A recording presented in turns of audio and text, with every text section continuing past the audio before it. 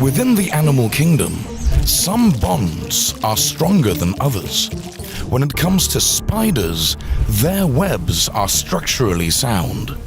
However, did you ever wonder how strong those beautiful webs of silk are? This is Materials Lab. Is spider silk stronger than steel? If spiders were as big as people, their webs would be strong enough to ensnare a human and then some. Spider silk begins as a liquid form called dope.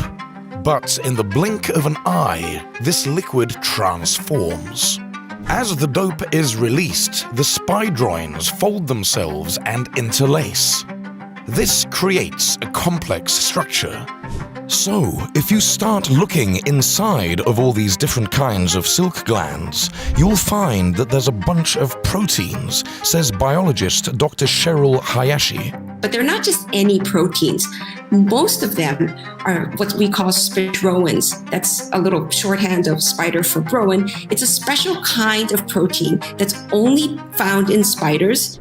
During the spinning, an important part is that the spidroins separate themselves from the watery buffer that holds them inside the silk glands. An influx of acid then prompts the proteins to securely interlock. Webs are made out of nanostrands. Scientists used an atomic force microscope to discover the nanostrands.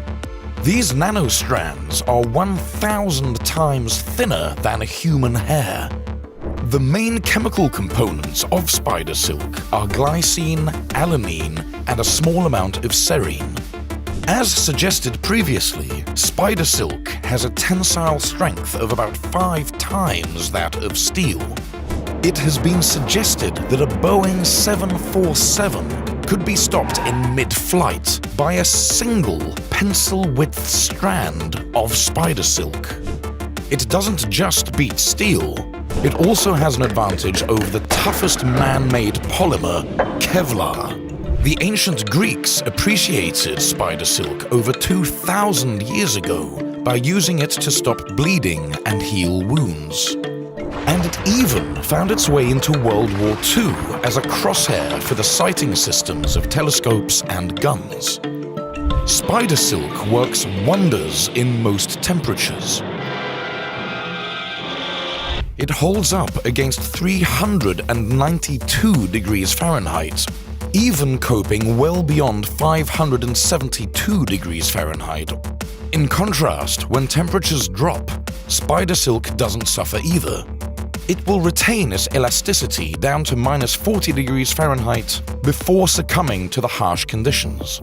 Nowadays, there is a lot of research into using spider silk within the medical industry.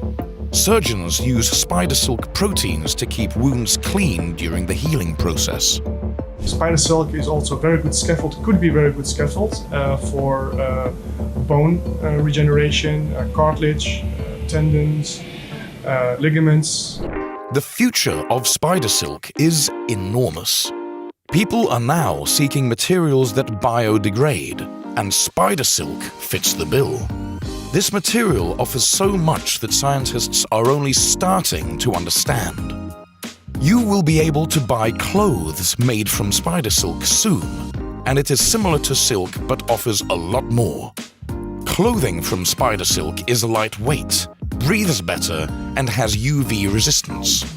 There's a lot of research and in science to do this artificially, and I think that's where the future will be, to harness the properties of spider silk, not just the thread. An issue with spider silk is that spiders cannot be farmed like silkworms because they are territorial and cannibalistic.